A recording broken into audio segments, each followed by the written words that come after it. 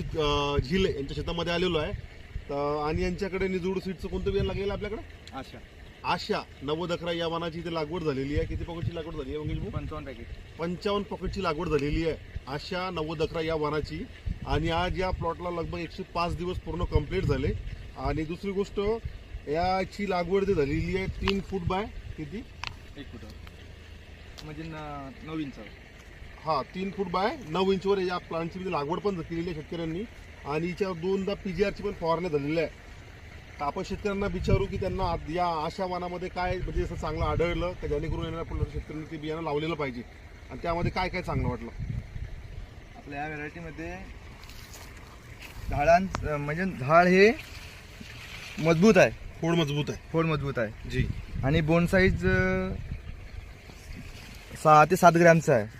6 ते 7 ग्रामचा bone size आहे म्हणजे मोठा साईज मोठा आहे. मोठा साईज आहे. हा आणि पानं कमी आहे हिला, पानं कमी आहे त्यामुळे पातींना हवा लागते आणि बोंड लवकर तयार होतात. लवकर तयार होते. तर तुम्हाला कसं काय आढळलं तुम्ही काय की 55 पॉकेटची लागवड केलेली?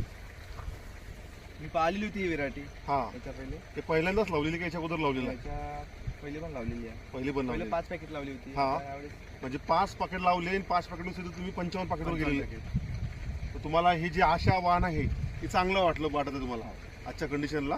तर शेतकरी भावांना बघू शकता हे शेतकरी आहे यांनी गेल्या मागच्या वर्षी 5 पॉकेटची लागवड केलेली होती आणि यावर्षी 55 पॉकेटची लागवड केलेली आहे आणि 105 दिवसाचं पीक इथे रेडी होऊन म्हणजे तयार झालेलं आहे. आपण व्हिडिओ